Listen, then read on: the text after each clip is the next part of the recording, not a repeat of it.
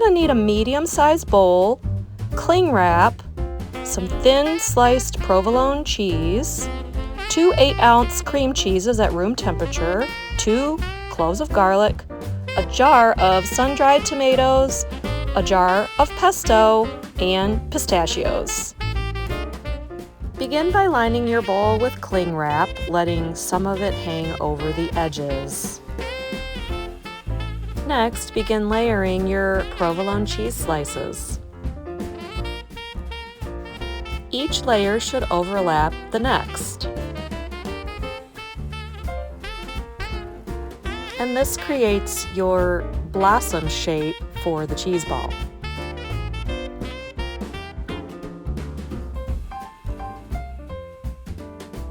Once your exterior shell is complete, you can start working on the interior layers. Puree 3 to 3.5 ounces of the sun-dried tomatoes. Set those aside and put your garlic and a handful of shelled pistachios in and chop those nice and fine. And next add your soft room temperature cream cheese and blend all of that together until it's nice and creamy.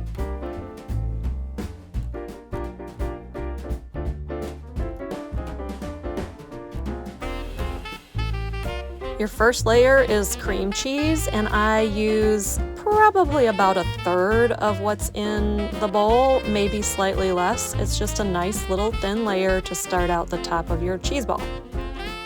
The next layer is a couple spoonfuls of your pesto. And now use about half of what's left of your cream cheese mixture to make a 3rd layer over the pesto.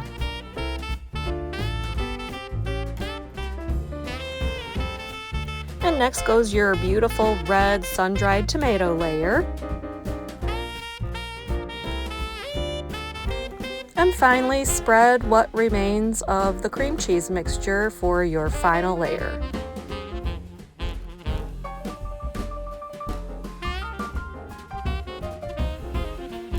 And now take what is left of your remaining provolone cheese and make a nice layer over your cream cheese. This is now going to be the bottom of your cheese ball.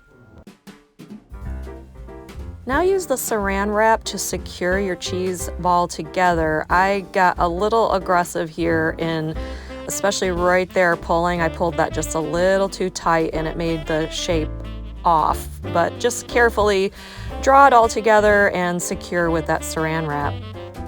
And now this is ready to pop in the freezer. I leave it right in the bowl and put it in there overnight, but it really only needs a few hours to set. As this begins to thaw and people cut in, it can be a little oily from the sun-dried tomatoes and pesto, so just keep that in mind as you're deciding what to serve this on.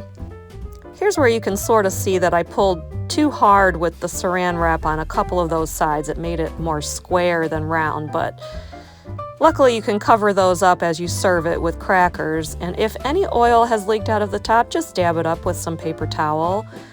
And here it is with the crackers, hiding those imperfections. It's still so cute. And a great centerpiece to your charcuterie boards, and once you cut in, you're going to see those green and red layers, which is so perfect for the holidays, and delicious. If you try this pesto cheese blossom, please let me know about it in the comments. Hit that like button and subscribe. I'm working on several more of our traditional holiday recipe videos that I think you'll enjoy. And thanks for tuning in to another Uniquely Ursula video. Bye!